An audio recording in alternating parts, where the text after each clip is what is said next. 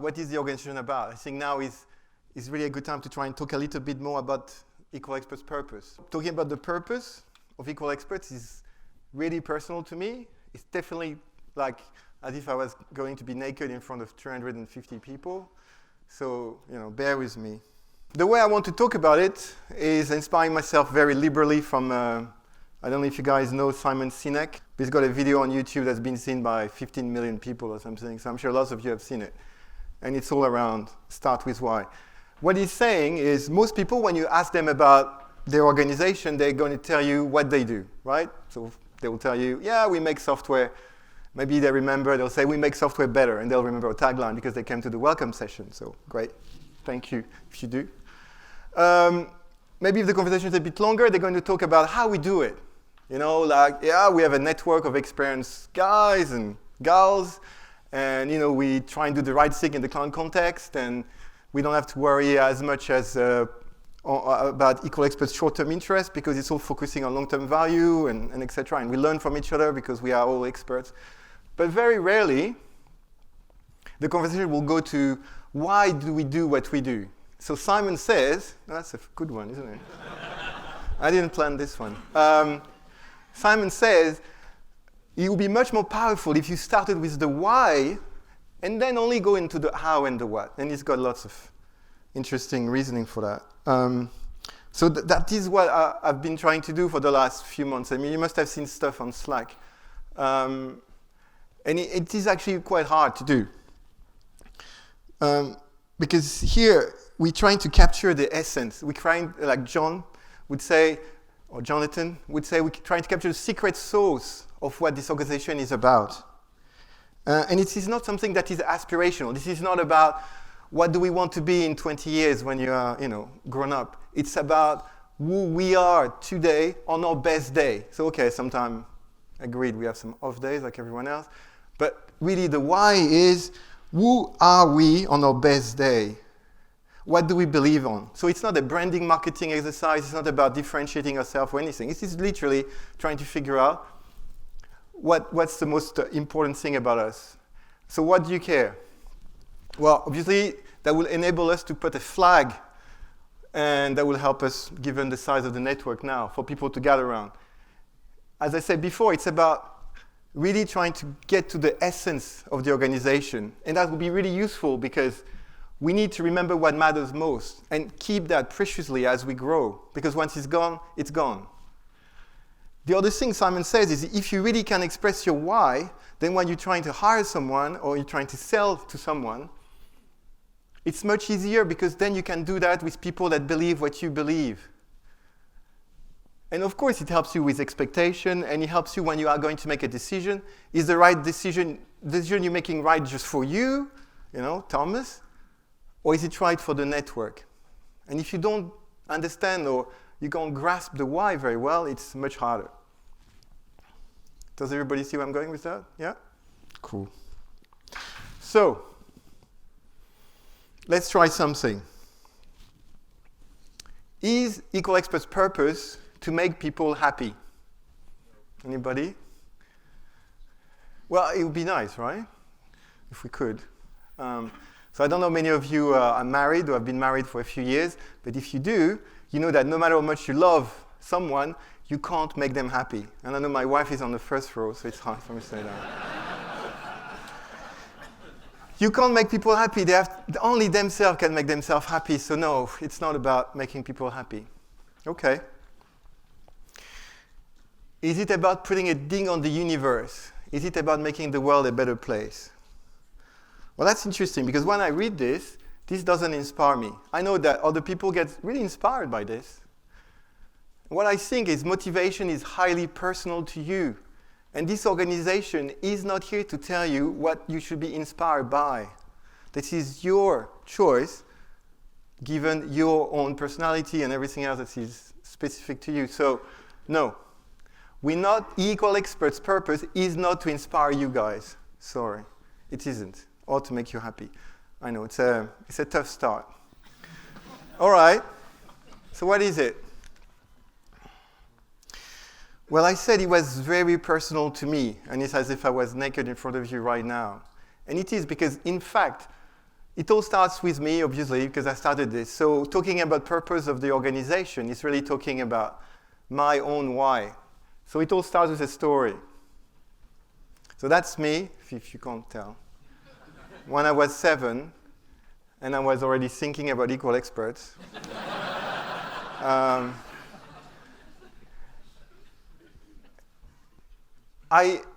So I'm going to talk about myself for 5 minutes, and just bear with me because I don't do that very often. So don't worry, I won't do it again. So I think a lot, and I act a little. It actually took me 3 years to speak. I didn't say a word until I was 3 years old. So I'm a bit of a contradiction.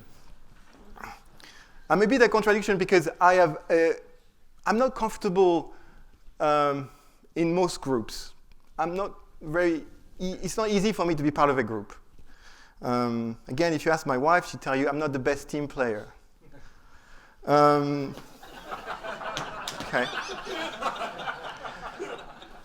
I can't be constrained by a routine. It's just strange. I cannot go to the same place every day at the same time, leave at the same time, get home the same. I just can't do it. I start hyperventilating. And if you start to tell me what I should do and how I should do it, I can really lose it. I have a much even bigger red button is when I feel like someone is trying to take advantage of me. And even if it's for a small thing, if I think someone is trying to do that through intimidation or through manipulation, I can really lose it. I could hit an 8-year-old granny if I think she was trying to. And I didn't. But I recognize that it is not totally normal to be like that. But at the same time, I need people to function. So I'm sure it's true for a lot of people here, but most of my energy comes from people, other people. I need to share my ideas. And I can actually not accomplish anything by myself. I can't. I need to work with other people to get somewhere. So if I reflect a little bit, and I think, when was the first time I had a really positive experience being part of a group? But it wasn't at school. And I think it's when I was 12, I started doing something called role-playing game. So I don't know, anybody here knows what role-playing game is? Or more interestingly, did some role-playing games? Anybody? Oh, thank you. We are among peers. Thank you. Like-minded people. Dungeons and Dragons, Call of Cthulhu, something called Warhammer. Doesn't exist anymore, at least the role-playing game, etc.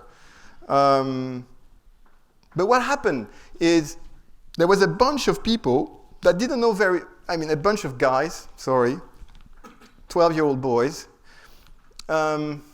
pretty much all of them nerds, that just gathered together in a mostly spontaneous fashion, and they spent all night trying to recreate a story and trying to imagine something. And nobody was worried about what they would look like, would they look dumb. We all were quite goofy, we were vulnerable, we were not trying to look cool at all. And it went on until 25, by the way.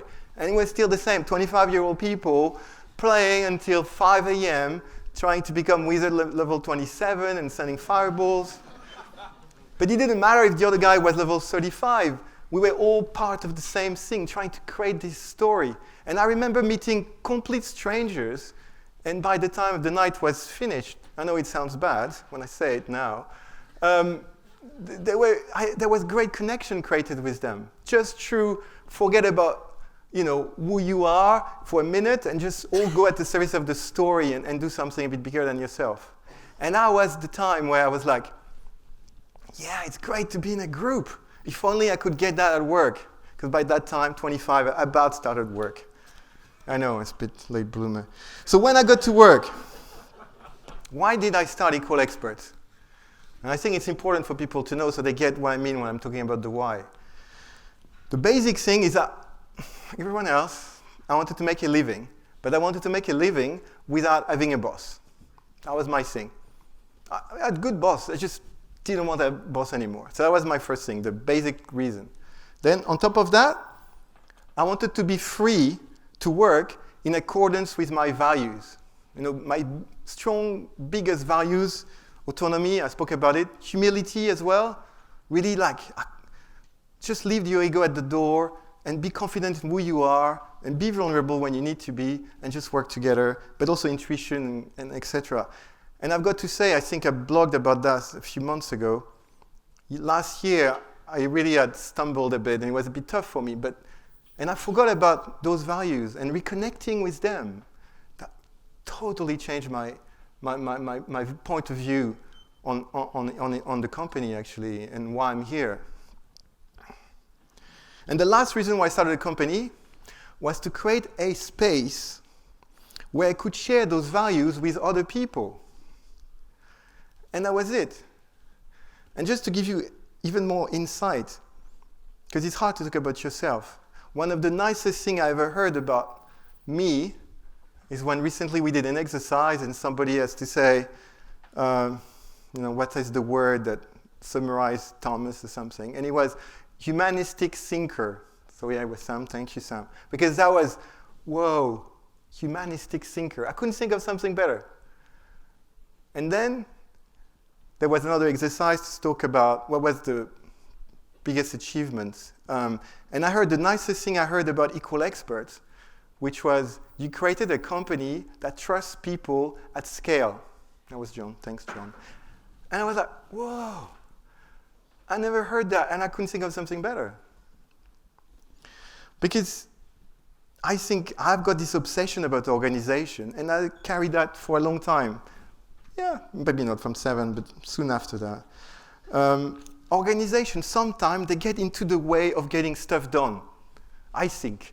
You get people, they have relationships, they build some stuff together, it goes great, but the organization itself then makes it harder for them to keep going. Not always, but sometimes. So this organization that was supposed to help actually hinders, and in many, many ways, right? And the first thing that happens is an organization, they'll start looking like that. They'll build some boundaries, they will protect themselves from the outside, they will have confidential information, they will have their own conflicting priorities, and they will start optimizing for relationship inside the castle, but not really for the relationships outside. They look at the outside as the enemy, they'll start drinking Kool-Aid and Kumbaya and everything. Not all of them, some. The problem we have is the clients, they're outside of the castle. The people that used to work there, they're outside of the castle. How do you keep those relationships? And do you make them genuine and productive? So my view was, could we turn things around? Could we have an organization that is at the service of the individuals instead of the other way around? Could we flip things around? Could we look like that? Obviously, that's not going to work, but that was my first idea. So, taking more than 15 minutes, I think, but does that help you with the why?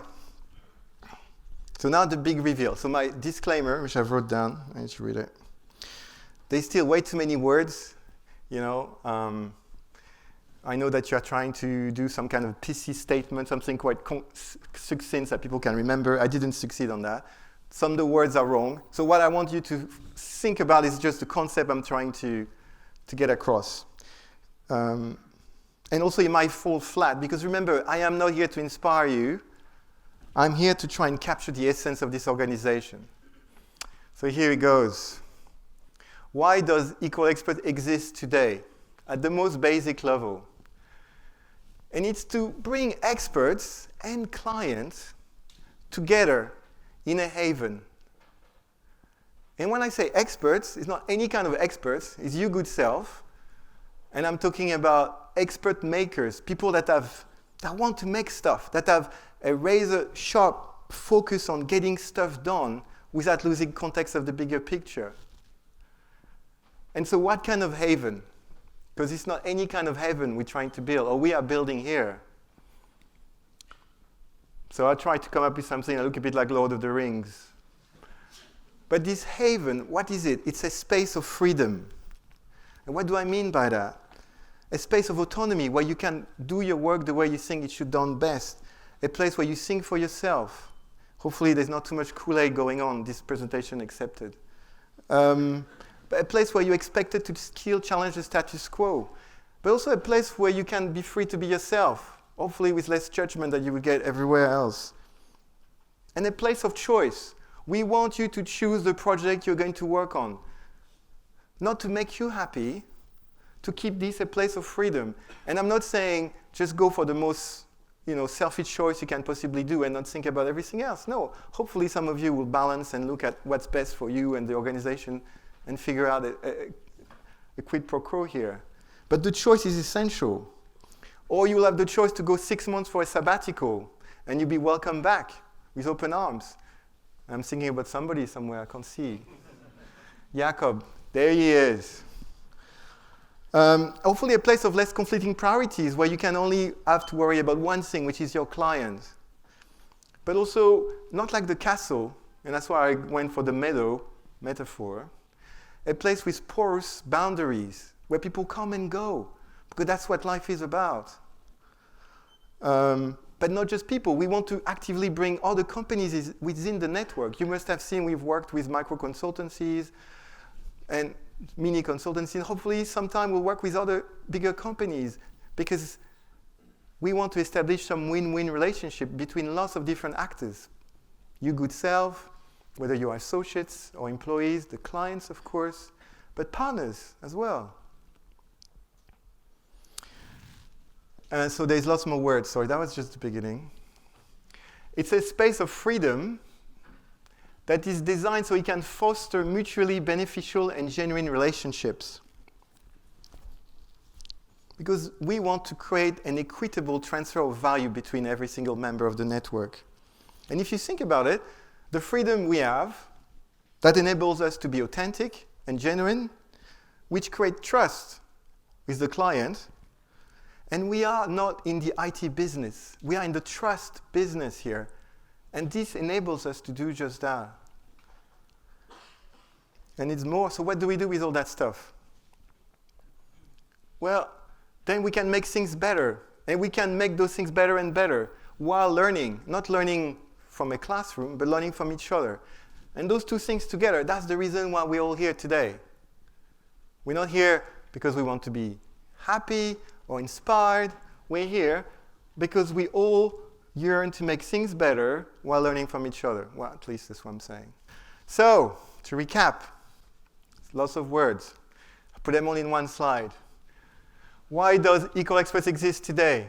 To bring expert makers and client together in a space of freedom that fosters those mutually beneficial and genuine relationships so that we can make things better while learning from each other. So that's version 0.1 of the purpose. I hope we iterate through this and we keep reflecting on it. But don't take my word for it.